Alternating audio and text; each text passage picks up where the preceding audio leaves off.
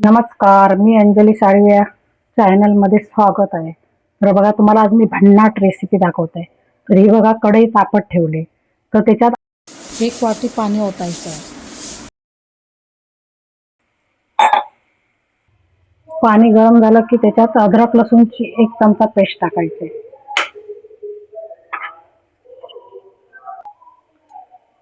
चांगली उकळ आली की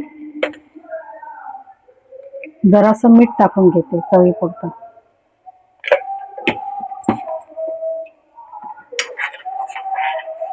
जरा थोडा वेळ असं उकळून घ्यायचं आहे पाणी एकदम गरम.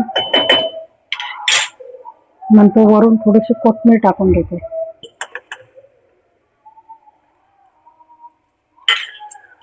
चांगली उकळ आल्यावर ना 1 वाटी पाणी घेतलंय ना, त्याची अर्धा वाटी हे तांदळाचं पीठ घेतलंय,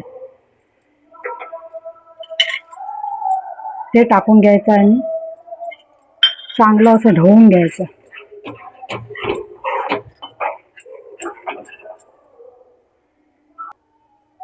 चांगले असे एकदम पूर्ण गुठले मोडून घ्यायचे चांगले.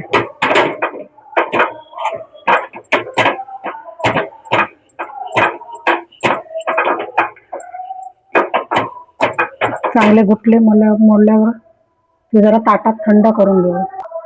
हे ताटात असं थंड करायला ठेवलंय. हे थंड झालेलं आहे. आता हे तेल लावून चांगलं मळून घेते. एकदम सॉफ्ट झालंय बघा.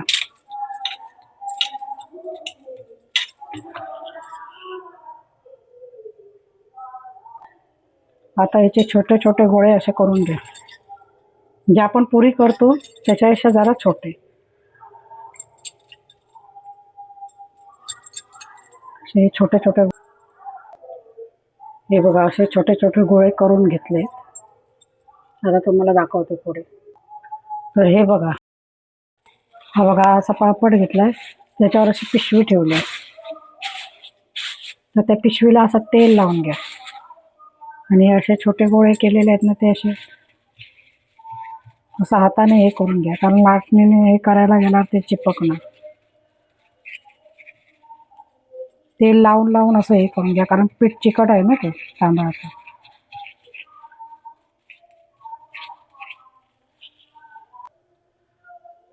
असे 2-3 थापून घ्या. असे हाताने तेल लावून लावून असं हे करा. तर हे बघा, असे छोटे छोटे हे थापून घेतले एकदम हाताने. तर हे बघा, तेल तापत ठेवलंय. तेल तापलेलं आहे, तर एक एक असं सोडून घ्या.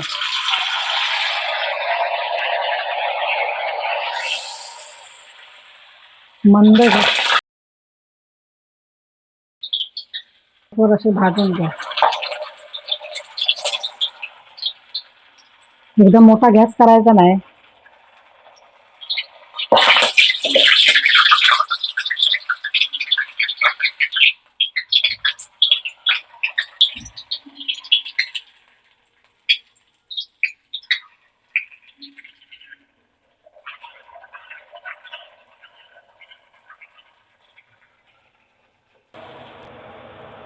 अगदी लालसर होईपर्यंत भाजायचं.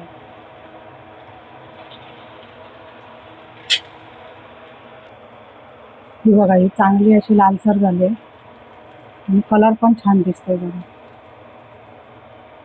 आणि कोथिंबीर भाजून घ्यायची.